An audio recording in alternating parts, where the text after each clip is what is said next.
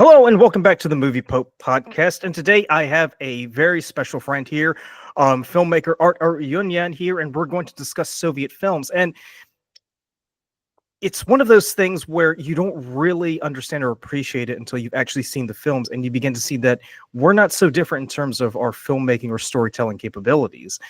So we're going to have a deep dive in 3 of the movies today, and there are plenty more for us to take a look at. So if you're interested in seeing more of our discussions and reviews, remember to hit that like button. Let us know down below if there are any movies that you'd like us to take a look at.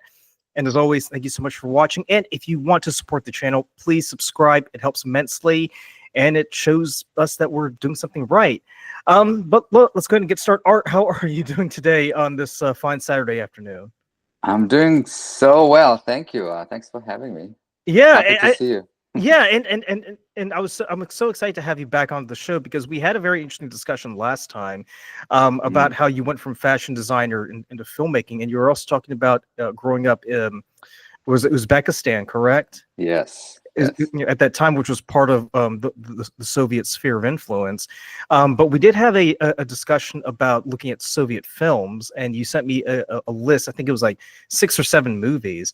And I just thought to myself, that's a lot of movies to get through. So I picked 3 that we're going to take a look at today. We're going to take a look at The Girls from 1961, Office Romance, which is from 1976, and then Solaris from 1972 by Andrei Tarkovsky. But I want to go ahead and just get started with with these movies because growing up in Uzbekistan, were these movies that you were constantly watching, that were constantly influencing you? What was it about these movies that made you fall in love with the filmmaking process? Yeah, those are, The Girls and Office Romance. Those are the films that everyone watched. They were first in theaters, but then they also on TV. Office Romance specifically is something that people watch every New Year's Eve. People get around the table and they have a lot of food and all the families there, and that's what's in the background. That's one of the quintessential films that we all watched on New Year's Eve. That was like a tradition because it's such an uplifting film, and it's on a longer side. I think it's 2 parts, so it kind of covers the evening in a way. And that was one of the staples of entertainment. The Girls is also very much an uplifting film. The difference with what I like about The Girls is, now looking back at it, the cinematography is pretty stunning. I was really impressed by it watching it for the 10th time now when I'm making films myself.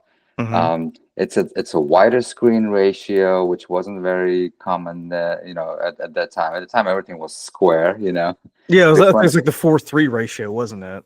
Yes, Yeah. it's wider, and I think the choice the director made was to cover that Siberia setting, the snow and the pine trees, and and the whole lumber production, whatever they were involved in. So I was very impressed, and also looking carefully at it, the way they frame things and the way they construct the compositions is also very very inspirational. I mean, you can literally pull from it and construct your own, design your film to look like that, and it would look really modern and really contemporary. So those 2 films were like staples, right? Solaris, on the other hand, is a kind of an outlier because Tarkovsky, as much as he's revered and admired today, and every time someone releases a film of the best films of ever made, there's always a Tarkovsky film. Like if they ask Scorsese or even Christopher Nolan, they all name Tarkovsky as one of their influences. But it wasn't, Tarkovsky's films were never very commercially viable in Soviet Union. It wasn't something that people ran to watch in theaters. So, and that's why he had issues with the government later, and the Ministry of Culture never kind of warmed up to his aesthetic. But his film did win awards outside of Soviet Union. Solaris won Grand Prize at the Cannes Film Festival. Right. So I think that's why it kind of the prestige of it outside of Soviet Union kind of allowed him to keep making those movies because they were all financed by the government. You know, all the Soviet films are financed by government. They're financed by Ministry of Culture. That's how it was. It was never like private investors. There's no such thing in Soviet Union. So yeah, so that's in a way, Solaris stands out as a film that wasn't really commercially viable, and you can tell why, right? It's not the plot wise. It's not really, you know, for everyone, and the way he designs his film, you know, slow pacing, longer takes.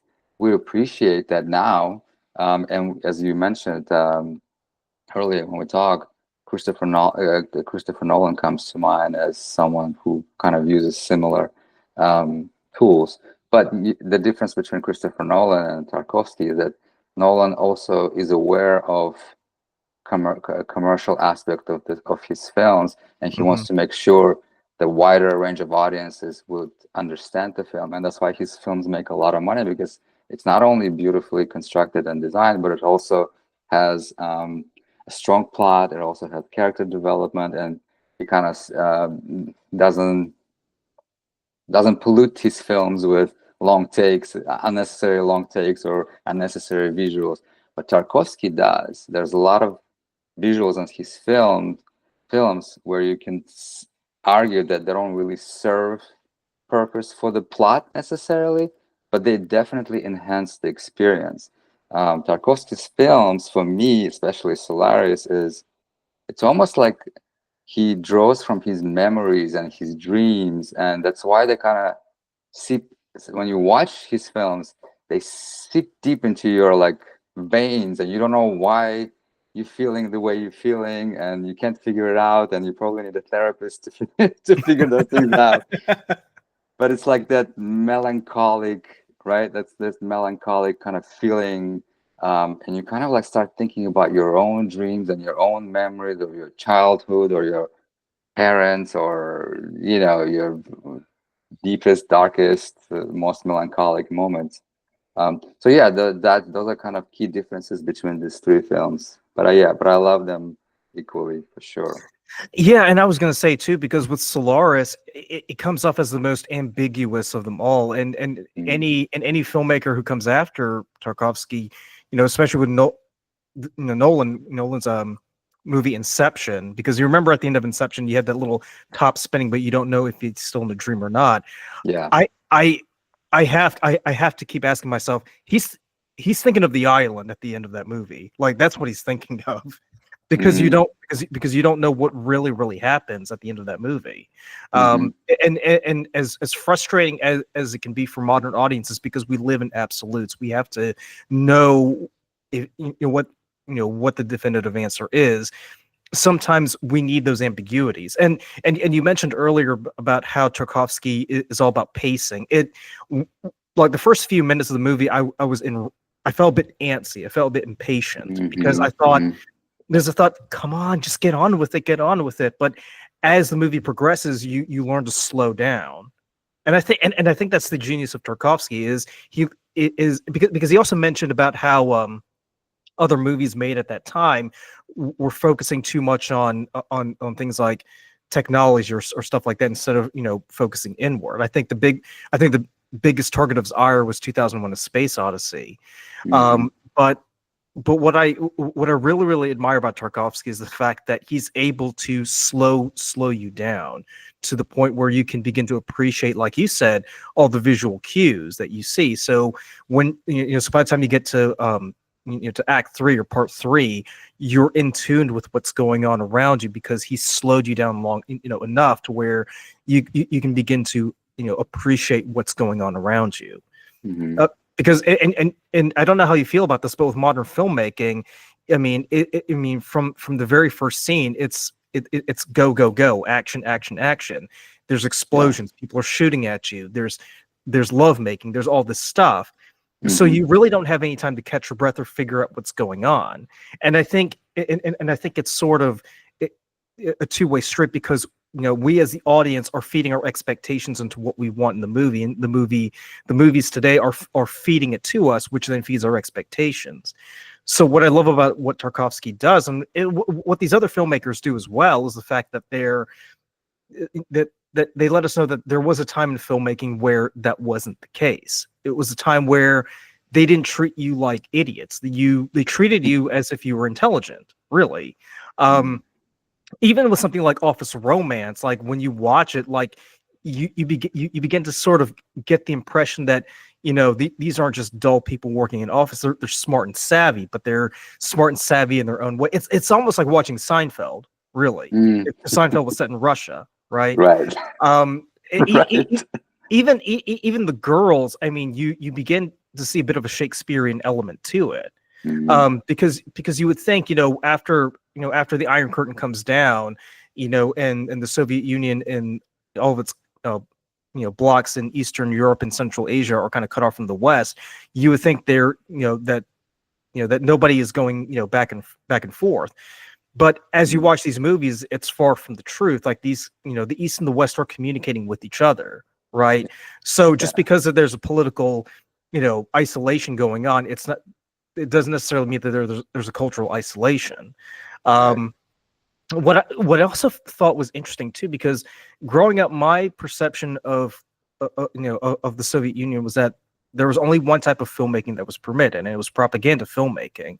And you remember those black and white reels of people saying, everything is going great in the Soviet Union, the fatherland is thriving, Comrade Khrushchev, shows, capitalist, pigs how superior they are by sending, the first man to space, stuff like that. So you would think, oh, these people have no culture, they don't make any movies. But then you watch a movie like The Girls, and it's like, no, these people have a sense of humor. They really they know how to live life, and it's not just this dull existence that we in the West have made it out to be. So this actually transitions to the first movie I want to talk about, is The Girls.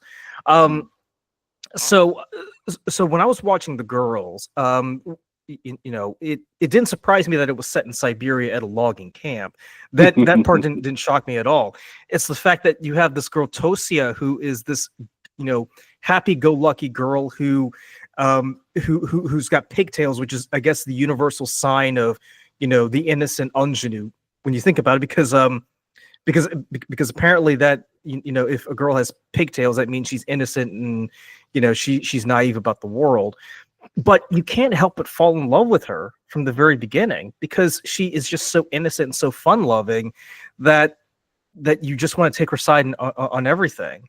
So I want to start off the conversation by talking about what was it about The Girls in particular that, when you watched it for the first time, that made you think, I really, really love what's going on in the story, and what keeps bringing you back to that movie over and over again? Because I can definitely see someone turning on that movie, on a rainy Saturday afternoon when they've got nothing to do, and feel good about it for the next hour and 40 minutes.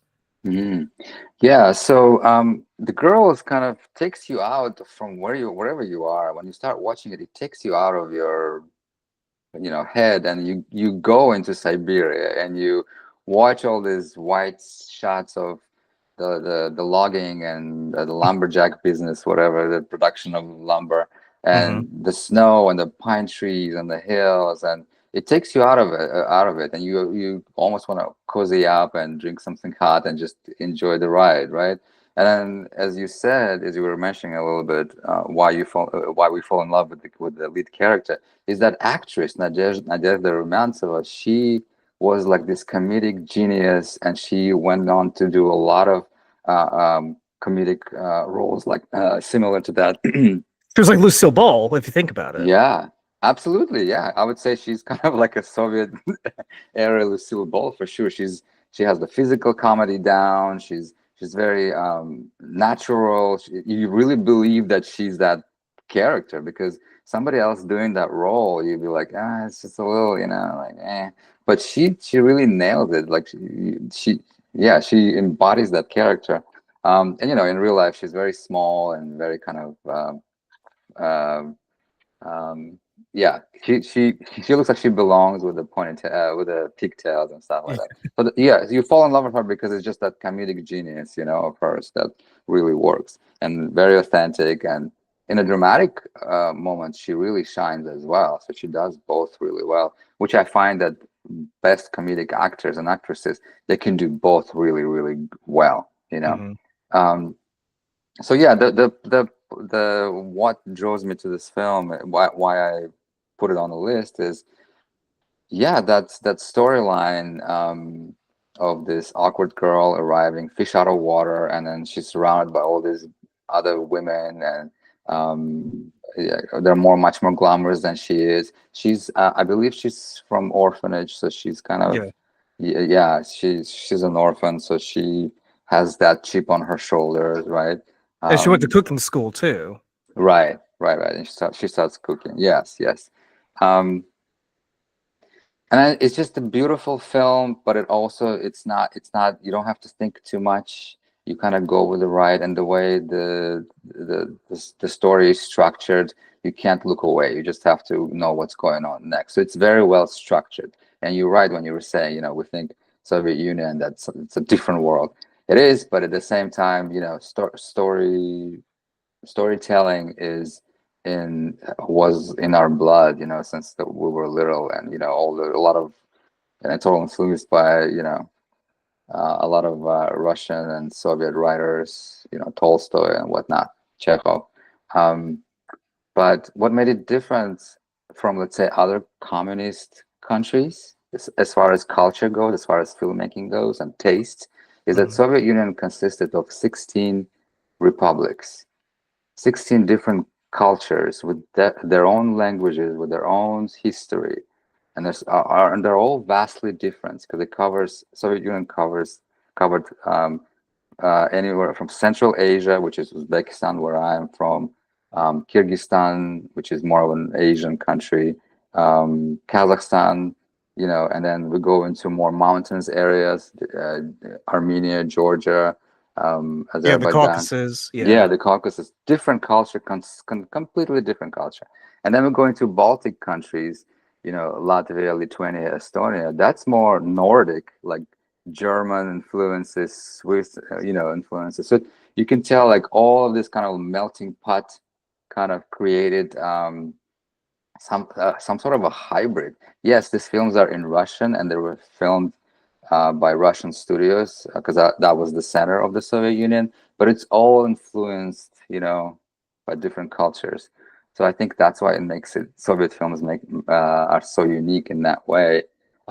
There is a propaganda, including the girls. There is a propaganda in a way that young people were encouraged to move to these harsh areas to help the development, of the country and the economy. So it was all encouraged to be part of the team and part of the development of the country, as opposed to being more individualistic. Like, I want my success, I'm going to build on my own success. It's more like, no, come join the team and help us, improve the economy and living situation for everyone. So in that regard, I think there's like this hidden propaganda there, and we can recognize it in probably most of the Soviet films. But there is an entertaining element to it. There is aesthetic element to it, the storytelling element to it, and then all the actors are amazing, no matter how small the roles are. They all come from this theater background. They study theater, they study all those tools. So yeah, that's the girls. Well, I was going to say, because the movie is set well, story-wise, it's set in the 50s, but but it was released in 1961. Movies made at that time, they sort of speak to an optimism, right? Mm, So I think this is something that's common, in filmmaking throughout the world, not just in the West or in the Soviet Union. It's the fact that they paint this idealized lifestyle, right? So, like, a big one for me would be, like, if you watch, like, the Dick Van Dyke Show or Leave It to Beaver, or any of those shows, they always show what the ideal life is like. This is what it means to be an American. It's having a stay-at-home mother, two kids who go to school and make good grades, and a father who works, and they live in suburbia with a nice house, maybe one or two cars, a white picket fence, all that stuff. With the girls, I sort of get the feeling that they're trying to show what the ideal life is in the Soviet Union. I mean, Hmm. yes, they're in Siberia, but they're showing it as, to your point, they're showing it more in a propagandistic light, where it's, even in the harshest environments, these are people who are hardy and who are just happy about doing what they do, and they Hmm. can accomplish anything. I do want to talk about Ilya though, because Ilya comes off as a very peculiar character to me, because with everybody else you can sort of understand where they're coming from, but Ilya is one of those people where, you know he's the love interest of Tosia, but he's also doing his own thing. Because I know at the beginning of the movie they take down the picture of the former, I guess, goal leader, and they put his picture up instead.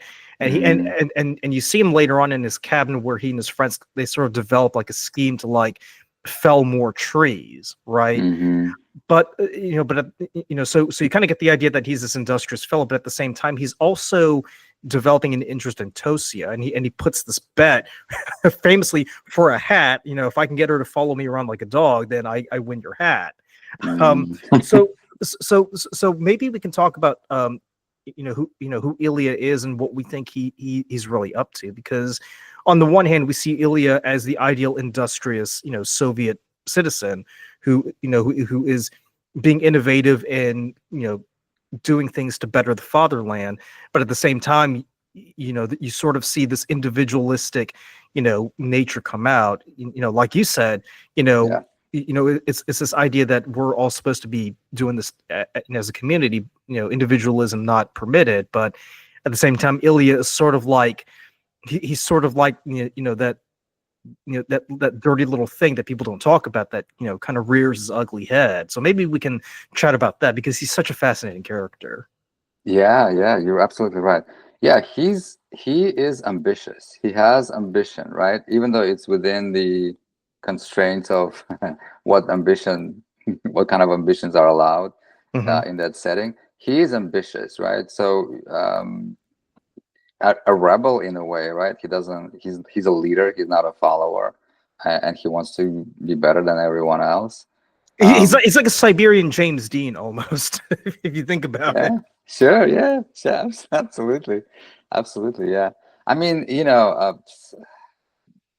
yes, there were constraints. Yes, within Soviet Union, you weren't allowed to be overtly ambitious, or you don't stick your head out and stuff like that. But humans are humans, and at the end of the day, we're all the same. Some of us are more ambitious than others, and Ilya is the character where no matter where you put him, he's gonna want to be the best at what he does. He's, like I said, he's very ambitious, and he wants to achieve things, and he wants to win, and he wants to be better than the other guys. Um, but yeah, but there is this Machiavellian side to him, where he basically wants to play this trick on this girl, and he wants to bet that she would follow him as a dog, as you said. Hmm. So that's a little dark, you Yeah. know. But that just goes to show that these filmmakers, they found ways to get their films and their scripts approved by the Ministry of Culture, that had really strict rules of what's approved and what's greenlit by the ministry. They found ways to incorporate their own, aesthetics and their own ideas of storytelling, their own character developments into it. And that's not easy to do. When you're told that you have to hit certain notes, A, B, C, but then how do you incorporate your own ideas, and how do you make your film unique from others. So yeah. Well, that's another thing that kind of made me scratch my head, because I was doing some research on this. So basically everything had to be approved by Mosfilms, right? Mm.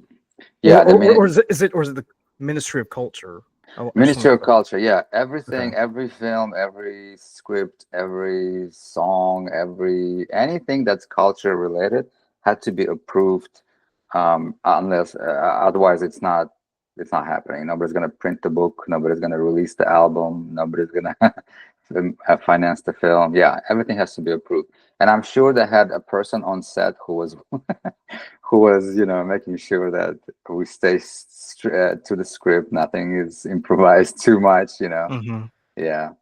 Yeah, so it's sort of like it would be like, you know, if the producer was on set, you know, in the West, and they're just making sure that everything was running smoothly, right? You Yeah. had someone from like a liaison from the ministry. Okay. Yes, absolutely.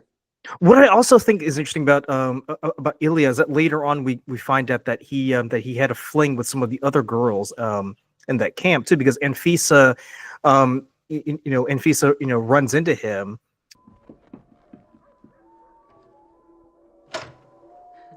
Ну, и нравится тебе такая жизнь?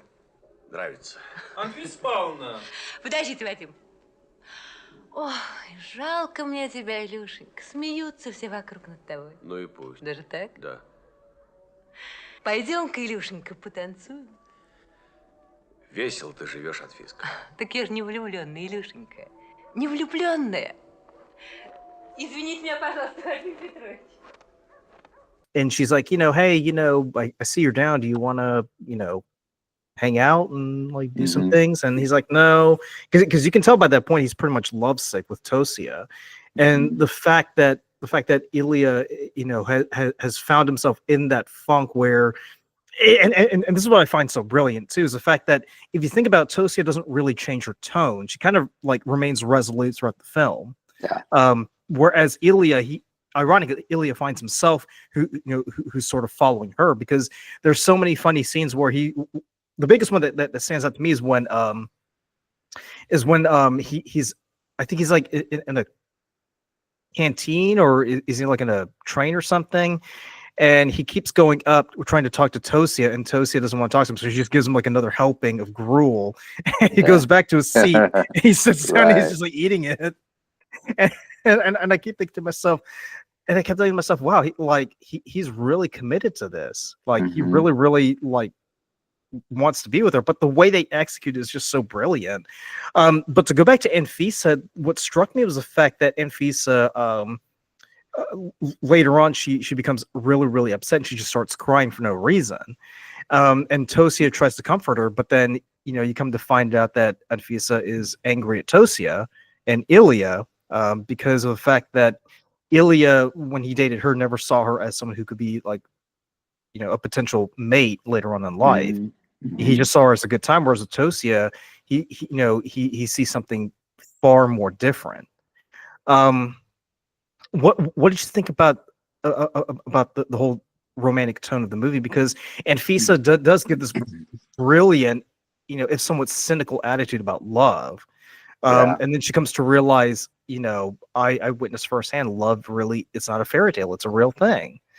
And I don't think I'll ever find anybody who's gonna, you know, love me the way that Ilya loves Tosia, which just makes it all the more upsetting. So what did you think about that, in terms of how it got incorporated into the storytelling, and how it possibly resonated with audiences when they watched it? Yeah, I like it because it adds another layer, first of all, to Anfisa's character, right? The supporting character, sort of like a antagonist a little bit. Just adds an extra layer to the storytelling and to the romance of it. Because she's a more glamorous, beautiful woman. But you're right, he never loved her for who she is. He loved her because she was fun, she was beautiful, and everyone else wanted to be with her. But he never really cared to get to know her or understand her. And we get to know her later when she breaks down and she kind of confesses that, you know, he never really loved me for who I was. He just loved me for how I looked and how fun I was, you know. Yeah, I like that. That's a layered storytelling. That's the screenwriter not neglecting the supporting character's storyline, because, you know, often we can fail to kind of give layers to our supporting characters and we kind of focus on the main storyline. But I do like that. It just goes to prove that, you know, these people crafted their scripts and their films with care and paid attention to all these things. Yeah. So from you know, a filmmaker's standpoint, in terms of the story, did you? I mean, do you find the way that they told their stories like in line with how you understand filmmaking, or do you feel like they sort of buck the trend in what would be conventional storytelling? Yeah, I mean, it's very much reminiscent of traditional, as we call Hollywood romantic comedy. You Mhm. know, you can almost recognize some of the main beats. So, so I would say Hollywood didn't invent that structure, to be honest. You know, it's Yeah. been there. And even in earlier Russian and Soviet films, like from the 50s and 40s, you can see those beats. You know, those three-act structure, and yeah, so it's just ingrained there. Yeah, I do recognize that it's the structure is there. Yeah, Yeah. And traditional. and what I also find so charming too is the fact that it's set in Siberia in a very snowy environment, and if we know anything about Lifetime and Hallmark movies, everything's more romantic in the snow. Um, Mm, what I will say this, what I did find a bit a bit strange was the fact that Ilya makes this bet, right? And yeah. then the bet gets resolved later on when Tosia confronts I forget who the other guy was that he makes a bet with, but she takes Mm. his hand, she gives him to Ilya, and she's like, there's your prize, and we never hear any more of it. um I mean, a part of me kind of wish that that the other guy may have wanted to get in, so you kind of create this conflict between Ilya and the other guy for wanting Tosia's affection, but at the same time I can sort of see where it can be a bit too much. Did you Mhm. did you think that if there were any ways they could have improved it, or do you think it kind of works as it is? I think it works as it is. Yes, you can add more elements to it, more layers to it. You can add more scenes to it. But I think at the end of the day, if it works as it is, then it's probably that's it. You know, you don't need to mess with it. Another thing I want to bring out about the girls is that they create like this sense of community. The theme of friendship is really strong in this film, because when at the end and when all these women do come together, that's like, oh, okay, we're done, this story is done, because that's, and also when the guys get together to buy a watch, I think, if I'm not mistaken, for someone to give to his girlfriend or something like that, because he Yeah, couldn't yeah, yeah, afford it. Ilya. Yeah, because Ilya wants There to you buy go. like a present for Tosia. Yeah. And they all pitch in, right? Something like that, as I remember. So that's like, also very, very sort of Soviet era stereotypical element where that's how we build the community. It's all about community. It's about friendships. You give everything you have to your fellow humans. And also, there's a funny moment when she first arrives and she starts rummaging through through other women's. I was wondering about that. I'm like, what is she doing? Like, Yeah, it's all the Soviet. It's all about sharing. There's not no such thing as mine. It's ours. That's you're right. that's a key element of communism. But communism fails, as we all know. It doesn't work. But some elements in it are very sort of like based in basic humanity, I think. And she says, in the orphanage there was no such thing as mine. We all shared, and there was no like this is my book. No, it's everyone. Here, Yeah. use it. You don't have to ask, just use it. So it's like everything belongs to everyone, that kind of thing. There's some sweetness to it, I think. Well, I will say this too, because because you also get the sort of familial connection with with the characters, because Tosia refers to one of the older ladies as Mama Vera. Mm, And obviously we know Tosia is an orphan, but I just can't help but think how the girls sort of not only look at each other as sort of sisters in a way, but they also look at their elder figures as as parental guides, really. yeah, And yeah, I think that's especially important for Tosia, because as an orphan she didn't have the proper family structure, so she kind of finds a surrogate one when she comes to this logging camp. yeah, Um, and even with characters like Anfisa, she still maintains the sort of familial connection with them, because you know because they're all she has, really. She, you know, she doesn't know anybody else in the camp. She's just trying to, you know, make her way through the world, and I think that just adds to the sweetness of the character, because she is so desperate to be loved, and she's so willing to love others, really. That you know that you kind of feel for her when she confronts Ilya about the whole thing. But at the same time, you could sort of feel for Ilya as well, because because we know he's not a bad guy. Like, we know he's a good person. It's just you know, he just needs to be straightened out. He needs to figure out where his priorities are. And by the end of the movie, when they're sitting outside and chatting, they begin to, you know, figure out that, yeah, maybe we should be together, and maybe life wouldn't be so bad if we had each other in each other's lives, you know. Yeah, right.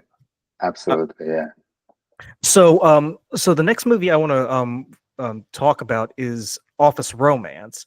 And Office Rome, and when I watched the movie, I looked at the runtime. I'm like, it's like close to 3 hours. I think it's like 2 hours and 40 minutes.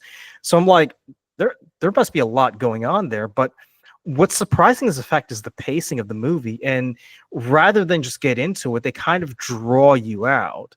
So a few things that stood out to me is the fact that, you know, one, you know, movies made in the 70s, regardless of where they're made, they look like they're made in the 70s, right? So like, Office Romance, you know, looks very much, you know, like a 70s movie, like, you know, like Annie Hall looks like a 70s movie. Sure. And what also strikes me is the fact that the lead character, he has a Woody Allen vibe to him, because he's this lovable, nervous loser who just can't get anything right, and he stumbles over his words, and he knows what he wants to say, but he can't say it, and when he tries to say it, he just makes things even worse. And what makes it even more funny is the fact that he's got the big goofy glasses like Woody Allen. Right. So originally I only wanted to talk about the girls in Solaris, but you wanted to discuss Office Romance. Why is that? What was it about this particular movie that made you say, "Hey, Luca, you really should watch this movie as well"? Yeah. Well, Office Romance is one of those films that I can watch over and over and over again. And it's one of those quintessential Soviet Russian language films. Anyone who's over 40, 45, they most likely have seen the film. It's like, I don't know, it's like E.T. for Americans, or, you know. It's kind of like Friends, if you think about it. There's like a There Friends, you go. yeah, there's like a Friends vibe about it.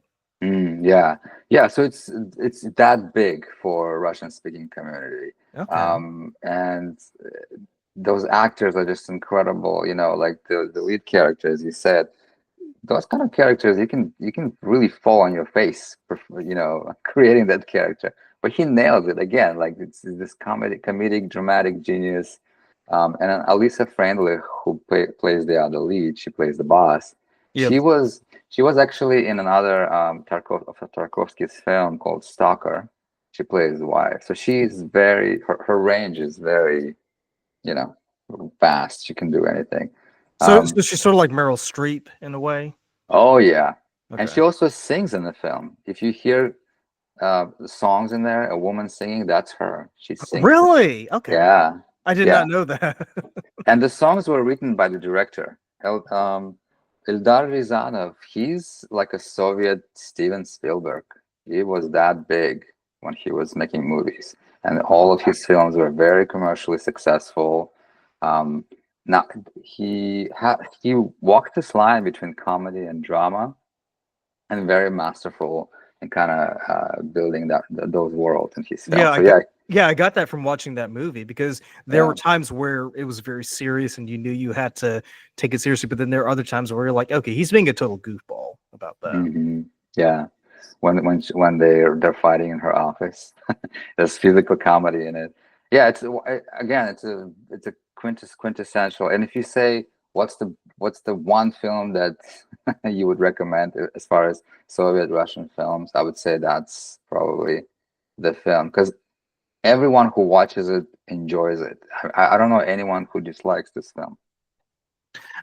Well, another thing that struck me was the fact that, because we talked about the girls earlier, Mm, the plot points and the beats that we saw in the girls pretty much translates over into office romance as well, because you've got the same thing going on.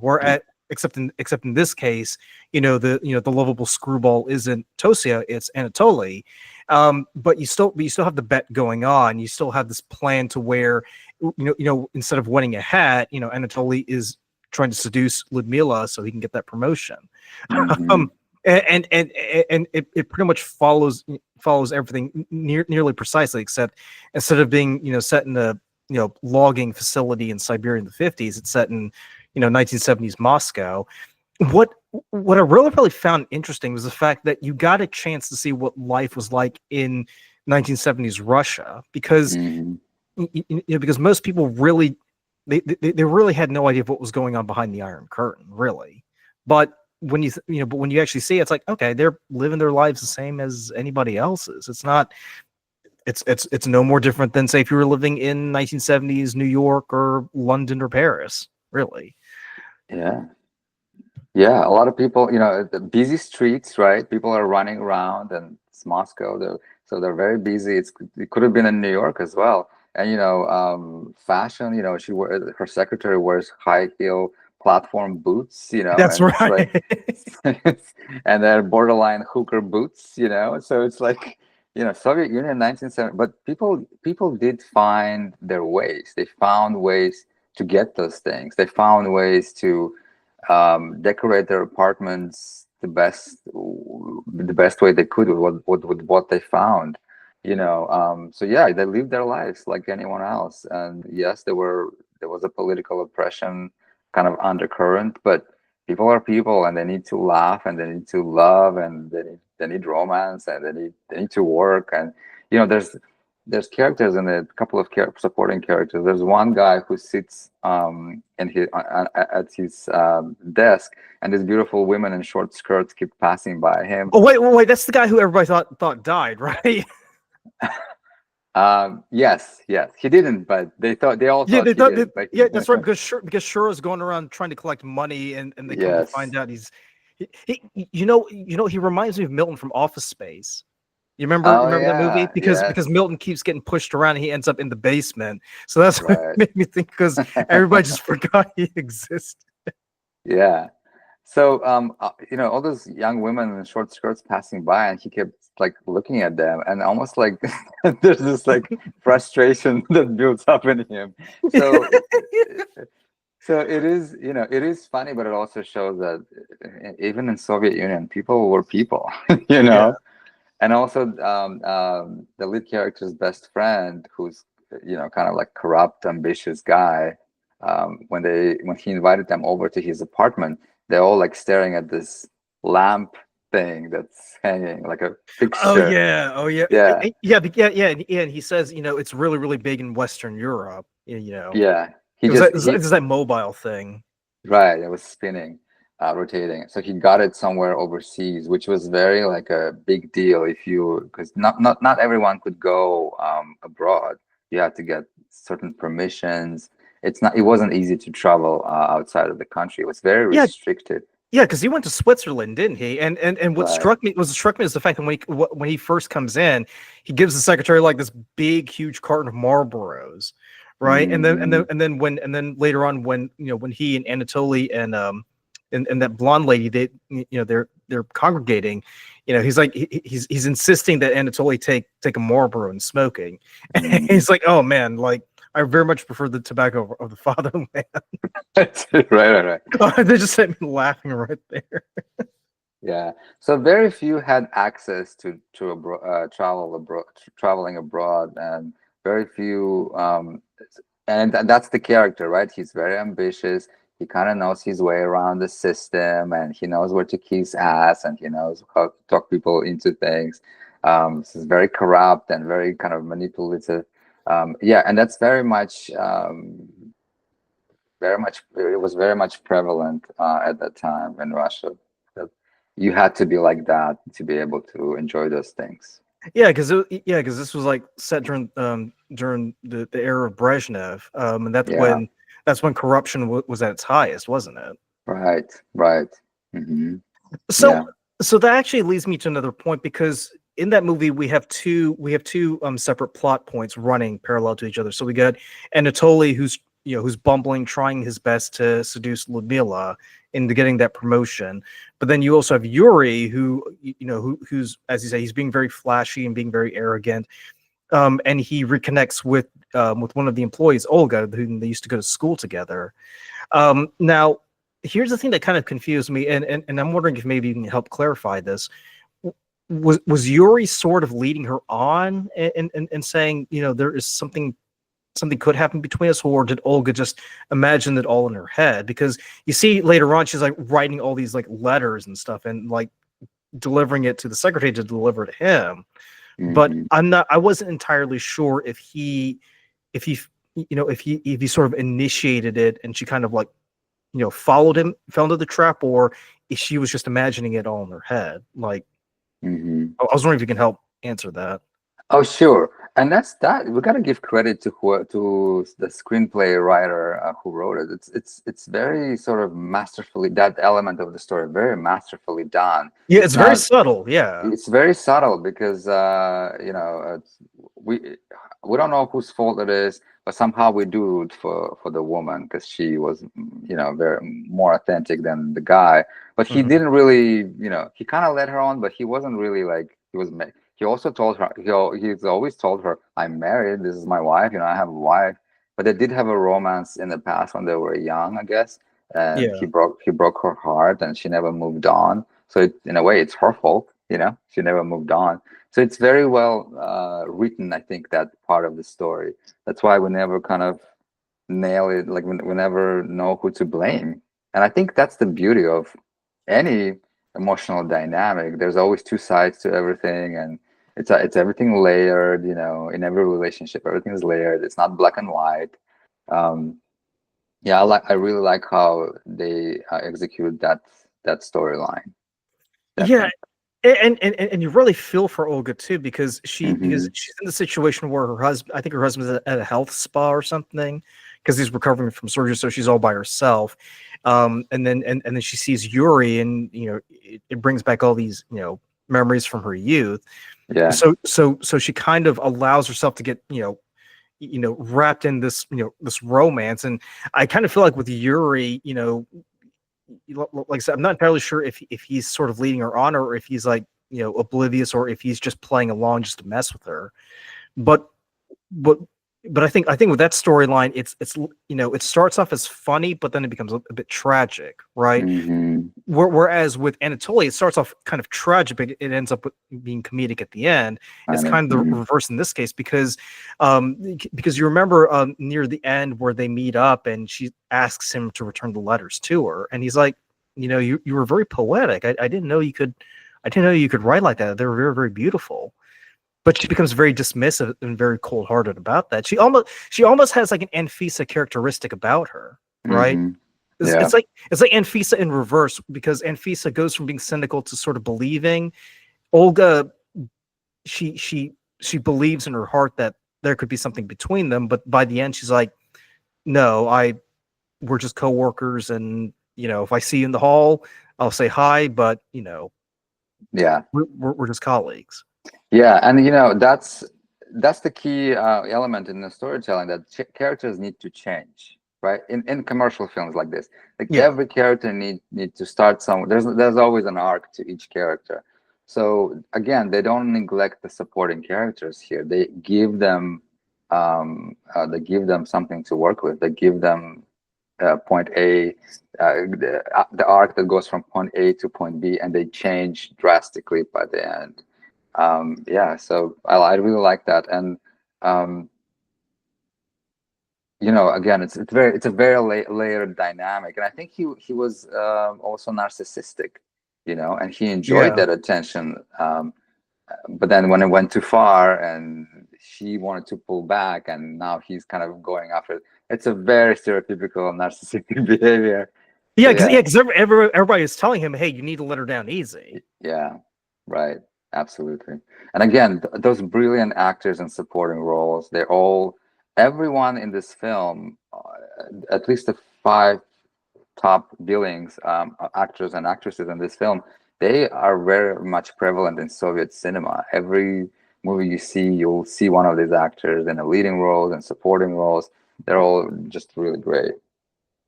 Well, what I really love about this movie is the fact that it could very well have been a movie written by Woody Allen. Because all the plot points, all the beats, the cadence, the rhythm of the movie was there, right? Because if you've seen a Woody Allen film, you'll understand that there are comedic elements to it, but there's also a tragic element to it. So like the big one that comes to mind is Annie Hall, where it's comedic and yet dramatic at the same time, because as much as Woody Allen wants to be with Annie Hall and they try their best to make it work, at the end it just doesn't work out. So when you see that storyline between Olga and Yuri, a part of you feels like maybe this shouldn't happen, but at the same time you sort of want it to succeed because you can see Olga is just trying so hard to make it work, and yet Yuri is just he could care less. Like he's more enamored with the car that he got than Olga's love letters, even though he later on admits that he really found them enjoyable. But what I also love about the fact is that Anatoly is, like I said, he's this guy who he's this nervous, bumbling fool who knows what he wants, and he even says at the beginning of the movie, "Hey, I'm meant for bigger things. I can't just be sitting here crunching numbers the entire time." And how relatable is that? Yeah, exactly.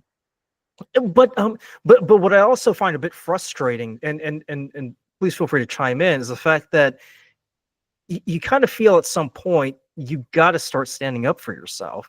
And you also feel for Yuri as well, because Yuri is kind of pushing him. He's putting him in these situations to where, hey, maybe you can try to like talk to her now or do it now, but but Anatoly just keeps coming up with excuses like, oh, I don't know, like she'll just say no, or she yelled at me about fudging up the report, so I don't know how she feels about that. What did you think about the lead character Anatoly and his relationship with Ludmila and his development? I relate to that character on so many levels. Like what you said. There's ambition, but he's not really pushing enough. He's scared. He has a lot of insecurities, and he's worried of being yelled by a boss. Yelled at by a boss. And it's just funny, and the way he expresses that. That's why that's the lead. That's the first lead of the movie, because a lot of qualities in him we all relate to. All his insecurities and inability to express his desires or go after what he wants in a more forceful way. I like that character, but he does, in the end, he does win, right? In his own way, he does win, and he goes for what he wants. And this film gives us a very satisfying ending. Yeah, and I think it's a very good decision that they made. That it works out for the leads for sure. They both change, him and her. They both change, but yeah, they get what they wanted. They win. So, and we root for someone like him, right? He's he has a good heart, but he doesn't have all the tools necessarily to deal with life and deal with ambitions and kind of navigate this complicated world of bureaucracy and stuff. But he does win in the end. And I was going to say, there's a bit of a Tosia element to him as well, because we find out that he's a father of two, but his wife left him. So it's like that just makes you root for him all the more. Yes. It's because of the fact, and you also kind of get the feeling that he and Ludmila are going to get together at the end, because she's what, 36 or 37 years old, so she'll be old by that point. So so you kind of have to laugh at the fact that she's trying to improve herself. And like two scenes stand out to me. The first one is where she kind of asks her secretary to just tell her, hey, so what are people wearing these days? I'm just asking for I'm just asking for a cousin of mine. And like the Mhm. shots that they have, they're just so brilliant. There's that one shot where the secretary is telling her, well, you know, if a lady doesn't have good legs, she covers them up with a long skirt, and you can sort of get a shot of Ludmilla kind of crossing her legs when she says that. Um, Right. and later on, they move into the conference room where she's sort of like practicing how to walk, Yeah. and then Anatoly kind of walks in with that giant horse, and he's just like staring at her. Right. Милый, это же можно только под наркозом.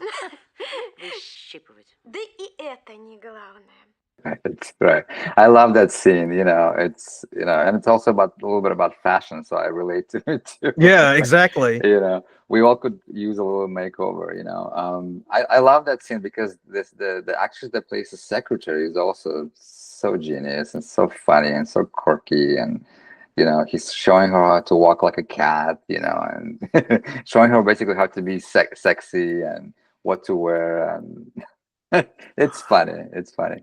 And I was gonna say the other scene that really strikes out to me about Ludmilla is the fact that when she walks into the office and she's like completely changed. She puts a little ginger in her look to use a phrase from the movie, and it reminds me of that scene from The Devil Wears Prada where Yeah. Anne Hathaway's character, when she walks into the office, she's completely different from the character she was before, where she's like wearing like the big frumpy sweaters and everything. Yeah. So you can tell like once she walks in, like there's like this new confidence about her, because before everybody kind of talks about her behind her back, and I think they call her the hag or something. Mhm. And they kind of look at her like, oh, she's like this, stiff character who doesn't know how to have any fun. But when she does that makeover and she like walks in, everybody's like, who is this person? Like you kind of get the feeling that everyone in the office sort of begins to respect her. Yeah. If not respect her, they begin to sort of see her as more than just this one-dimensional person, right? Yeah. Which I thought was brilliant, really, that transformation. Yeah, there's a lot said about the superficiality of how we look and what we wear, and why does it matter what my hair looks like and what my jacket look, why does it all matter? But I think as a former fashion designer, I can tell you, as designers, we do study lifestyles of people that we design for. And your inner beauty need to match your outer beauty as well, because otherwise it's a wall or it's a shield that people kind of hard to see through. So with her brown outfits in the beginning, she kind of it's like a wall. It's like her armor. It's very Soviet in style. Yeah. Like, yeah. It is very Soviet, and her hair is slicked back, and it's very masculine, and almost like maybe she had to look like that to be accepted as a woman in this position that's running this giant agency, and I that's a great message in the film about how she's changing her look and how she matches her outer layer to her inner feelings and who she is, because she's very warm and nurturing underneath, but it doesn't show because she wears those brown suits. But once she matches her hairdo and her clothes to her personality, she becomes a whole. She becomes this whole being, and people see there's her a for shift in who her she is. attitude. Yeah. Yes, absolutely. And I like that message. I do like that message. I think people should pay as much attention to their outer layer as much as they pay to their inner layer, because it all works together. And yeah, I love that. I will say this. I love the contrast where Anatoly pretty much stays the same throughout the entire movie. Like he's wearing that ill-fitting suit the entire time, right? Like nothing's really changed. Or as Ludmilla undergoes this transformation. So a part of me wonders, and I'm wondering what your thoughts are on this. I mean, is it the fact that Ludmilla that Ludmilla kind of finds herself needing to change in order to appeal to or appease Anatoly, and Anatoly's fine as he is, or is it more of the fact that she's doing it for herself? Because because there are points in the movie where I kind of thought she's sort of doing this because she likes Anatoly and she wants to kind of, attract him, but at the same time, you can sort of get the sense that she also wants to do this because she wants to, build up confidence in herself. Because, like you said, she's putting up this like wall around her because she wants to come off as like this strong, stoic person. But at the same time, when she has that breakdown in the office, it's like, sometimes there are moments where she wants to cry, but she can't. So I'm wondering what your thoughts are in terms of the transformation, because because Anatoly doesn't change one bit. I mean, he changes, somewhat, where he kind of asserts himself, but for the most part, he remains the same throughout the film. So I'm Right. just wondering what you think. Oh yeah, absolutely. So his changes is more internal, much more subtle. Yeah, he becomes more forceful and more assertive, and maybe it's playing a little bit into stereotypes of what men should be like versus what women should be like. Why Yeah. this film kind of has that little tone, but let's keep in mind that it's 1977. So it's common throughout the world, not just not just in right. Russia. Women are supposed to take care of the way they look, and Oh, that's you remember that? You remember the very beginning where he talks about the ritual that women do every morning, right? right. And they're like plucking their eye, and the secretary even mentions it too. She's like, she's like, thick eyebrows are not your friend, and Ludmila's like, isn't that going to hurt? She's like, well, we got to put up with the pain, to look good. There's a genius montage at the beginning of the film where all these women walk in and they pretty themselves up before they start working. It's a bit of a stereotype that women, pay more attention to how they look like as opposed to men. Nobody expects men to be fashionable. Times have changed. Now we all know that but I think it's the film of its time.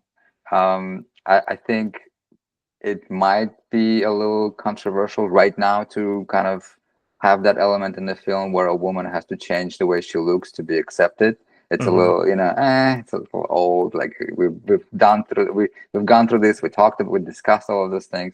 We all know that we all could improve ourselves internally and outwardly. But I think it worked at that time, and if we watch this film, keeping in mind that it's 1977, then all those elements kind of make sense. And I was gonna say too, like even movies from 20 years ago, like The Devil Wears Prada, they were pretty much following the same beats. So it's not like it went away, after after the 70s. So because in Devil Wears Prada, her boyfriend gets upset because she suddenly becomes this ambitious woman. She becomes a totally different person. And it's like it's not going to pass now in 2024, 2025, but it worked then. And that's another thing too, is the fact that when Ludmila does is she's sort of manifesting who she is internally, because because she's this forceful, very stoic person who has to answer to the ministry about what's going on with the stats. So she has to present the strong front, but at the same time, by undergoing this change, it kind of shows she can still be this strong, assertive person, but not necessarily have to look like the opposite gender, because for the most part, there's almost this androgynous look about her, if you think about it. In the beginning, very masculine. The hair is slicked back, and those boxy jackets and skirts that she wears, like this awful brown color. I mean, absolutely. And I love that message that we could be all of those things, all of us, men and women. We could be strong and decisive and run a big business, but we could also worry about what we wear, because it reflects part of us. I mean, we're all layered. We all have so many layers and sides to us. Why not explore all of them? And there shouldn't be all of these restrictions. Yeah, absolutely. And it's a fun movie, really. Like, I enjoyed watching it. I kind of thought 2 hours and 40 minutes was a bit much, but it is what it is. The comedy, I was worried a little bit about that particular one, because the comedy is there. Some things might get lost in translation. There's a lot of very famous lines in those films that people quote all the time. I can't remember any of them at the moment, but there's a lot of like very iconic lines in that film, and it's very funny throughout. Some things I'm sure get lost when you translate it. There's no way to translate into English. I mean, I will say this. I did like the fact that when Anatoly's on this date, he keeps getting a phone call from his kid. First, it's about the paint, and then the cat gets stuck in the drain Yeah. pipe. That's the one that Yes. stands out to me. I'm like, okay, no translation there. Cat stuck in drain pipe is Right. pretty ridiculous and funny. Right. So we've discussed two romantic comedies here. I do want to shift gears and talk about Solaris, because that was the first movie that I watched. I watched it on Tuesday, and by the time I got through it, I was deeply moved. I was shaken to the core, because Mhm. because before I considered myself a film buff. Like, I thought I watched every movie there was, but after watching Solaris, I was like, this is a brand new experience. I've never seen anything like this before. And after watching this movie, it made me think of a bunch of quotes that I remember hearing. So I remember Keith Richards saying, Keith Richards of the Rolling Stone, he used to say, you can't consider yourself a guitarist until you've played a Fender Telecaster, right? Mm. Jeremy Clarkson, the famous motoring journalist, said you can't consider yourself a car enthusiast until you've driven an Alfa Romeo. If you're a watch collector, you can't really consider yourself a collector until you've worn a Casio F91W. And I would say you can't consider yourself a film enthusiast until you've seen Solaris, because it's one of those movies where the pacing can be a bit frustrating, but Tarkovsky does this wonderful thing, and you don't even realize it, as you're watching it, but you slow everything down to the pacing of the movie. So we've discussed this before we started recording, but modern filmmaking is very much focused on films being catered to us, right? So we know what we want because the industry tells us what we want. So you want explosions, gun violence, and all that stuff. Here's a John Wick movie. You want an adaptation of your favorite superhero movie? Here's another Marvel movie. You want fast cars and people, doing ridiculous stunts? Here's another Fast and the Furious movie. So the industry kind of dictates what you like, and you just robotically just go along with it. And it's very formulaic because everything follows, certain beats in order to satisfy, what the audience wants. Tarkovsky doesn't do any of that in Solaris at all. He goes, and he famously even criticized 2001: A Space Odyssey, which was ballsy, because at that time, and still today, people think 2001 is like one of the greatest films of all time. Yeah. But I would argue that Solaris, if not surpass it, it's on equal parity with 2001's, because of the fact that you don't really see any ancillary characters. You don't see any aliens or spaceships or anything like that. It's a story. It's pretty much a bottle episode, if you think about it. It's set in one place. It's set in that space station above the ocean planet of Solaris, and it's about this psychologist who's trying to figure out what's going on here. Yeah. So we mentioned this before, but with The Girls and Office Romance, these were box office successes in the Soviet Union. They pretty much follow the same, the typical formula that you would see in any rom-com around the world at any time period. But Tarkovsky, he's really, really hard to read. Can you go into a little bit about what was it about Tarkovsky and Solaris that you enjoyed, that you wanted to recommend on this list? Oh yeah, absolutely. I mean, it's such a unique film, and Tarkovsky is just a unique filmmaker. All of his films have this line that runs through them. It's almost like you're watching somebody's memories and dreams kind of threaded together. A stream of consciousness kind of thing. Yeah, right. And he backs it up by really technically savvy cinematography, right? every image is very carefully constructed, and every image is beautiful. And you can't believe that those films were made in the 70s. They look so beautiful and stunning. Every shot, water, grass, I don't know, whatever he filmed, it just looks really beautiful.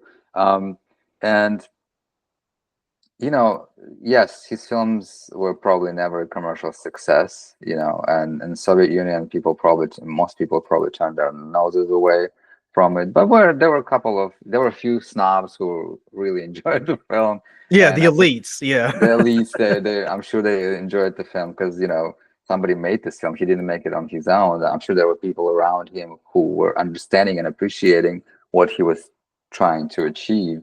Mhm. But I know that when people get older, they appreciate this film more. When you've lived and you've suffered and you've experienced pain and loss and joy and whatnot, you kind of appreciate how spiritual and metaphysical his films are. And slow pace, no slow pace, really long takes. If you commit yourself to watching the film, you are sure to stay, and you will walk away from the films after the film wraps, feeling a certain way, and you don't quite know what just happened. Why is this so, like, why am I shaken, or why am I feeling extremely melancholic, and why do I want to call my friends? And you know, so so and he always said, Tarkovsky, that he doesn't really worry about he doesn't focus on the audience's experience. He focuses on making sure he expresses his emotions and his memories. Like he digs really deep to kind of remember things, and how a certain memory and certain moment in life made him feel. It's all about the emotion he was experiencing, that he was trying to now bottle it and then kind of put it on screen. It's less about plot, even though there is a plot line here, as you described. The psychologist has to travel to space station where he has to figure out why all the members of the crew went insane, and then he goes insane himself by the end. And he's haunted by this woman who I think it was his ex-wife or someone. Um, yeah, so it's very much that. It's very much, don't overthink it. Just let it kind of envelope you and surround you, and just give into it. That's that's the experience I would suggest with his films.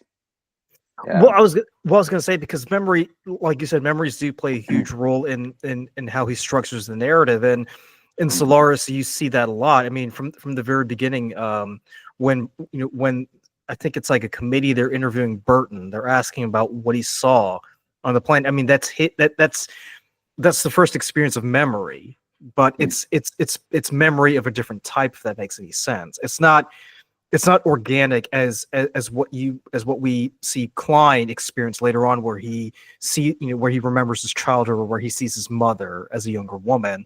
With Burton, it's sort of this manufactured memory where he's trying to remember what he saw, because if you remember, he said that he saw like a 4-foot-meter child standing on the planet's surface, and when they go and try to watch the footage, there's nothing there. But Burton insists, I know what I saw. I know what I saw, and I saw a 4-foot-meter child there. And then later on, when Burton talks to Klein before he leaves Earth, he says, there's something I should have mentioned, is that the child had the face of one of the crew members' kids. Mm. And I thought, that's really, really weird. Like, so already he not only is Tarkovsky playing with your head, but I kind of get the feeling he's also playing with the concept of memory itself, because because people can choose to remember one thing, but then something can be presented elsewhere where people remember things differently, right? It's that notion where people will have two different memories of the same event, right? Yeah. So in the case of Burton, he remembers Solaris as one thing, but the video that's played for the committee shows something else. So, what do you think about the way that Tarkovsky plays with the concept of memory? Because I feel like that was a recurring theme throughout the film. Yeah, absolutely. I mean, and to me, he doesn't even bother explaining everything, right? It all, I'm sure it all made sense to him when he was designing the film, when he was, structuring it. It all made sense to him, but he didn't bother explaining and laying everything out, neatly in the shelves. Yeah. I was gonna say, like, if you think about it, he presented the evidence to you, and then he was like, "Here it is. Make what you will of it." Все началось после того, как мы провели эксперимент с рентгеном. Воздействовали на поверхность океана сильным пучком рентгеновских лучей. Но я не понимаю. Очевидно, океан ответил на жесткое излучение каким-нибудь другим, прозондировал им наши мозги и извлек из них что-то вроде островков памяти. That's what I thought I got from it. Yeah, absolutely, and I think that's kind of a master finding his own visual language, his own storytelling and visual language, And again, can we talk about Christopher Nolan and how he structures his films? There are a lot of elements reminiscent of Tarkovsky in his sci-fi films, but he wants to reach the audience, so his films are more structured. You have more elements of traditional structure and character development. He wants it to be more understandable by most people, whereas Tarkovsky completely forgoes all of that stuff. He doesn't worry about that. And again, I can only, when I talk about Tarkovsky's film, I can only talk about how I feel about them as opposed to what I understand and what I know about this film. I just can't. If we could have a separate conversation where I have to go and watch the film again, but I'm gonna watch it slowly and make notes. Oh, this element, because it will take me probably a month to do that with one film of his. Yeah, it's that layered, it's that abstract in a way. So yeah, but if you ask what my preference is, I would rather talk about how I feel about it and what emotions and I was experiencing watching it, as opposed to trying to find an explanation. It's to me, it's difficult to pinpoint specific elements in it. Yeah, and that's the thing too, because we did talk about the Tarkovsky elements that we see in Nolan. I feel like with Nolan, I think he's the best. I don't know what the best word would be. Best either transmitter or translator of Tarkovsky's ideas into the Western world, into Western filmmaking, because what we see in Solaris is very similar to what you see with Inception, especially with the lead characters having to come to terms with what happened to their spouses, because in both cases, both of them had to deal with dead spouses. I think in both cases they committed suicide as well. I believe so. Yeah. So what I really enjoy about Tarkovsky is the fact that because with most Hollywood filmmakers, they spoon feed things to you. Like they have to tell you, okay, now this is where they pull out the gun. This is where they say the line. Go ahead and make my day. Whereas I feel like with Tarkovsky, he sort of trusts the audience will know where he's going, and if the audience goes in a completely different direction, he's okay with that, because he understands not everyone's going to come to the same conclusion that he does. Должен вам сказать, что мы вовсе не хотим завоевывать никакой космос. Мы хотим расширить Землю до его границ. Мы не знаем, что делать с иными мирами. Нам не нужно других миров. Нам нужно зеркало. But I want to ask you, because in Solaris, Klein has to confront the fact that he's seeing his dead wife, who died 10 years ago, and what I found really ridiculous was the fact that when he first sees his wife, he can't quite make out what's going on here. So he tricks her into going to the rocket. He launches it, and in the process, he sets himself on fire. And then Snout comes in and is like, "Oh yeah, you know, these are visitors. They usually come in the evening time, and after a while, you kind of get used to it." So then, so Snout is sort of like coaching Klein on how to deal with it, because he's not quite sure on what's going on here. And Yeah.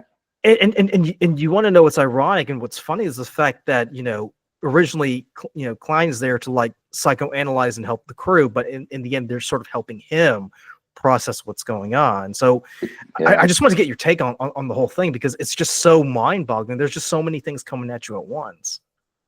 Right, absolutely. Yeah, and my interpretation was that this planet or the station that they're on is kind of like the other world, where do we go when we die? So he asks all those questions in this film. I think what Yeah. happens to us when we die? Are we visited by our loved ones that passed?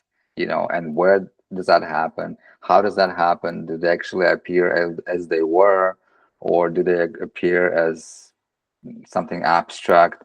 And his dead wife, when she appeared to him, she wasn't necessarily always behaving as a human, and her personality was kind of like shifty, and I felt like she was trying to trick him, or she was trying to play with his mind a little bit. Yeah, it's just that metaphysical, spiritual questioning. All there again, he introduces more questions than answers in a way. And as you were kind of alluding to, he doesn't treat the audience. I don't even think he thinks about the audience. But even if he did think about the audience, he knew that they were smart enough to put their own interpretation to it, put their own stamp on what's going on. And he didn't want to, he never spoon-fed anything or over-explained anything. Here are my questions, and here are some of the answers that how I see them. But I'm not telling you that's what you should know.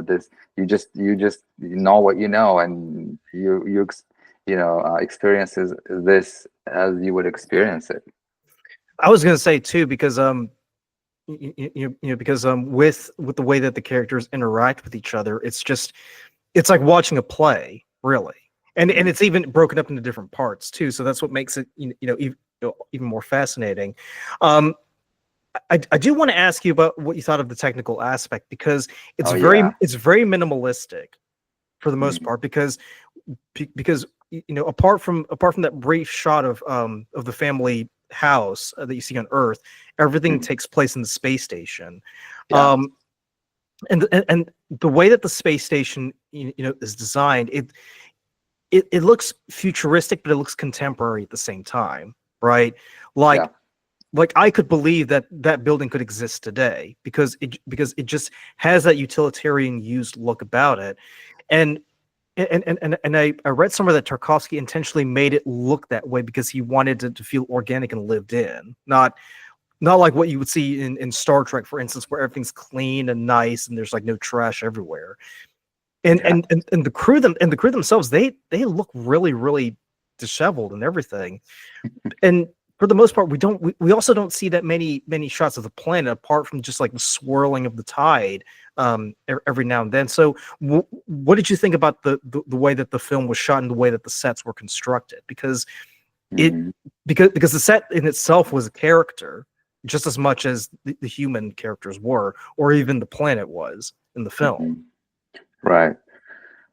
Well, when I think about the technical aspects of this film in particular, is there is the sci-fi element, the space station and the equipment and their little cabins on a space station with the sliding doors, and I could only assume that their budget was not as big as the Space Odyssey budget, so they had to work with what they had.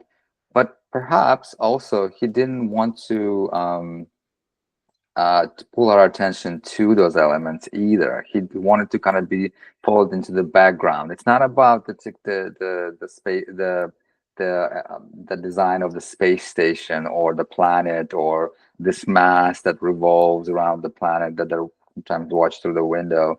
It's not about he didn't want us to focus on that necessarily and be like, oh, that's so cool. No, no, no. He didn't want us to do that. That's my assumption. He just wanted us to stay with um, the character and what he was going through. You know, the memories again, the memories and the going insane slowly and having these visions. So perhaps it's that, but also I do feel like maybe he might had you know, I'm just trying to guess. He might have wanted to do something more technical and visual with a spaceship and a planet, but there was just no technology or budget available. I mean, it's possible. But the way he did it was just so masterful because the shots and Yeah. everything were just so beautiful. It's like, Yeah. I mean, anybody who studies film should at least study one Tarkovsky film. And if you have to study one Tarkovsky film, it would have to be Solaris because of the way that he employs these shots and the use of sound too. Because there are instances where there's no music; it's just him walking along, but yet it just works. Because and I even imagined it too. I was playing in my mind like, what happens if you put music over it, and I did, and I was like, it would just ruin it. It's much better to have that stark, naked sound of him just walking, along the space station. What I also really found interesting is the fact that they kept focusing on certain paintings because you'll notice that when they're in the library and they're having Snout's birthday party, like you'll see shots of like Peter Bruegel's paintings of like the Winterscape, and it's really hard to pin an interpretation. But I just wanted to get your thoughts. What did you feel about the whole focusing on like what was just like random artwork?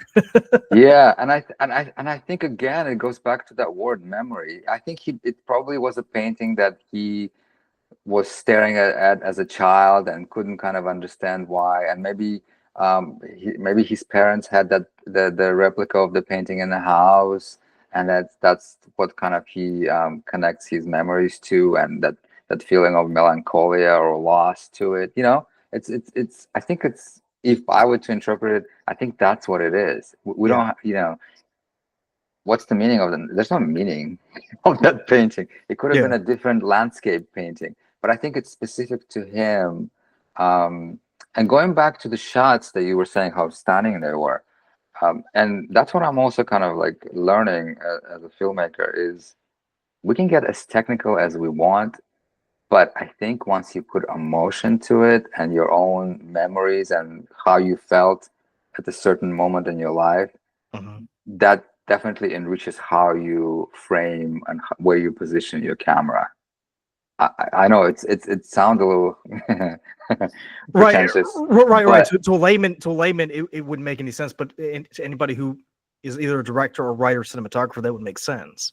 Yeah, it's very because it's very specific to every filmmaker.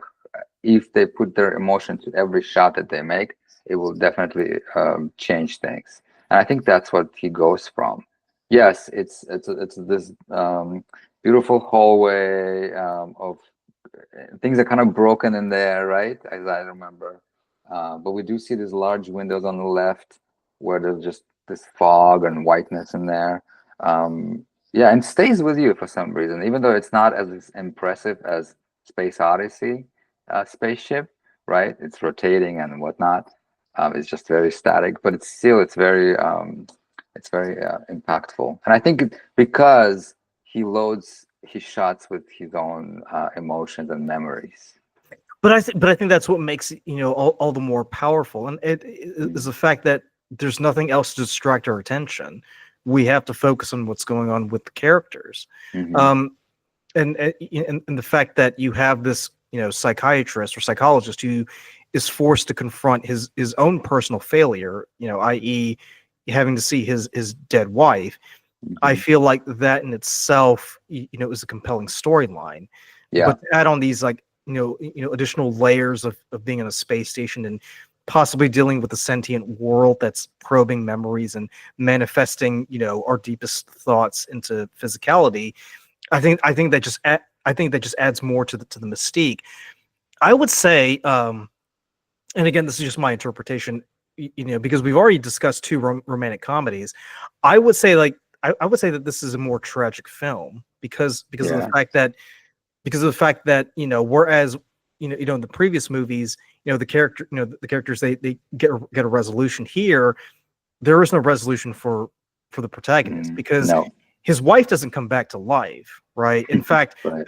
in fact, that manifestation, I think she gets killed, or she asks the scientist to kill her, so Right. he doesn't have to keep going on. У вас превосходный экземпляр. Это моя жена.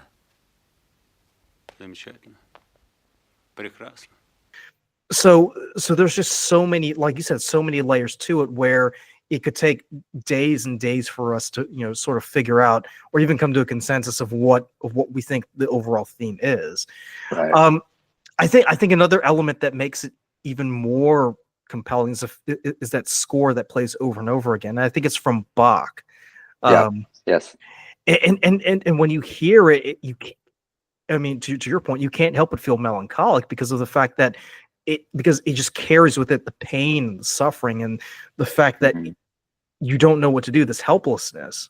And it just fits in the whole storyline because there really is this element of helplessness. There's really nothing you can do. That planet is just going to do what it wants, and you just have to go along with it. And also, I forgot to mention, as I was reading the credits, the sounds were designed at some experimental sound studio. I don't know. That's right. Somewhere he found it, probably, maybe not in Moscow, but maybe St. Petersburg or something, because that's where most artists are. Yeah. But that's very interesting. Yeah, the sound and music really works well here too. Yeah, I mean, and as a filmmaker, you understand just how important the score is, because a really good score can amplify the the moment in the scene, whereas if you choose the wrong score, it can completely negate any intentions you might have in wanting to make the scene either powerful or have any resonance with the audience. Yeah, I always say that music is the best thing that humans ever invented, because it just tugs somewhere on the inside, and you don't need to analyze it. You just feel it. It has that immediate impact. I think even faster than visuals. Once you hear the notes and hear the melody or the sounds, even, it just kind of it's so integral to who we are as beings. It's in our blood somehow, before even the images come in, because even if you listen to the soundtrack to this, maybe without the pictures, it will make you feel the same thing. And I even listened to that Bach piece afterwards. I'm like, it totally fits with the movie. Yeah. No, I will say this too, because because this wasn't an original script. This was based on a novel written by Alexander Liu, and Liu himself was involved in the writing of the script. But even then, Tarkovsky added a few elements to it. So like the intro, the beginning scenes where the committee is interviewing the pilot, that wasn't in the novel. That's something that Tarkovsky added on his own. If I'm not, I think it was based on a book by a Polish writer. It's Alexander Liu. Yeah, or Stanislaw Liu. Sorry, Stanislaw. I don't know. Can't pronounce. Stanislaw Lem. Lem. Sorry, Lem. Yeah. Lem. That's right. Yeah, Stanislav Lem, because they got Stanislav Lem to help co-write the script for that movie. Now, I didn't realize this until later on. There was another version of Solaris that was released probably like 20 years ago that starred George Clooney. Yes. And I remember at that time I thought this is like a really, really weird movie. And I watched bits and pieces of it, but it didn't have the same resonance as Tarkovsky's version, right? Because I think here they kind of overdo it on everything. So everything that Tarkovsky railed against about the focus on technology and trying to make a sci-fi movie more sci-fi, Steven Soderbergh is guilty of when he made Mm. that version of Solaris. And I think that's why, the 1972 version is far superior than the remake. Yeah. On Well, that. here, we're under the pressure of making money with film, no matter how personal or artistic we think it is. There's always this underlying pressure. Somebody's financing this film, so they're expecting it to make money. So every decision that's made about the aesthetics and the tools and the design of the film or structure of the film kind of somehow is influenced by the fact that at the end of the day, this film needs to make money or I will never make another film, And having George Clooney and that brilliant actress that plays his wife, I'm sorry, I'm forgetting her name, but she's so great in it. It's just, not enough to sustain the commerciality of the film, I think, maybe. I'm not the one to criticize other films necessarily, but you're right. If you're comparing the two films, the original film is loaded with his unique personal emotions and personal memories. Again, that word, yeah. Yeah, and I was gonna say, like, for anybody who's getting into Soviet films or Russian films, I would highly recommend watching Solaris as one, if not the intro film, at least one of the first films you should watch in order to understand. Because another thing too, because when I was watching it, it made me think of Dostoevsky, because just like Tarkovsky, Dostoevsky isn't just going to take you on a straight line. He kind of weaves in different storylines and different concepts and ideas, along with the main story. And that's sort of what you see with Tarkovsky, is because he's not going to, get you from point A to point B, but that's why we love it. It's because, these are movies that make you think and are very thought provoking. So we're getting close to the end. So Art, I can't thank you enough for taking time out of your day to discuss these films. We definitely need to come back soon to discuss more Russian films, because you gave me a huge list. And I also do want to talk about other films made in the other Soviet countries. I think I told you I was watching a movie called The Teutonic Knights, which was made in Poland in the 1960s.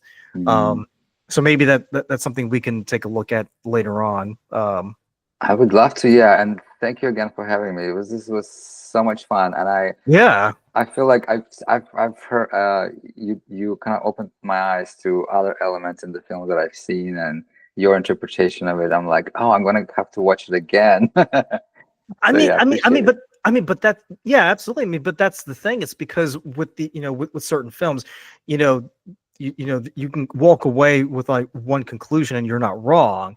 So like for instance, with The Girls, we definitely know what happens at the end. And then with Office Romance, we know Anatoly and Ludmila, they get married and they have another kid, as it says at the end. But with Tarkovsky, and I feel like at some point we should do an episode where we just focus mainly on Tarkovsky as a person, because he is such a mysterious figure to me. And he also comes off as a sort of like the enfant terrible of Soviet filmmaking, because all the other filmmakers in the USSR, they pretty much followed the playbook. Tarkovsky comes off as someone who's like, he's like, okay, I'll do it, but he has his fingers crossed behind his back. So like, as soon as you give him the money, he's going to make something completely different. Right, 100%. And imagine walking into the office and there's the whole committee sitting in front of you, most likely men in suits, and they probably know nothing about cinema, but they're there to make sure that you adhere to the rules. And you're pitching Solaris, and it's based on the book. Fine, we know what the story is, but I'm making it this way, and then I'm making it this way. It's all about memories and emotions. And imagine him doing that. That you have to have balls. You have to be like this rebel that's not scared of rejection, and not scared of being completely shut off from the system. Yeah, you gotta give him credit. Yeah. Well, we'll also remember too. I mean, the book itself was pretty out there for the time. So it's not like Tarkovsky was playing with something that was completely original. He was basically taking a book that was pretty avant-garde, you know, at the time that it was written and published, and he was putting his own spin to it. So he's sort of like making it even more avant-garde as a result. Right. But yeah, we'll go ahead and just call it a day at there. But I just want to thank everybody for taking time to watch the episode, and let us know down in the comments below what you think of our discussion of Soviet films, and if there are any movies you want to recommend, let us know. Take it easy, everybody.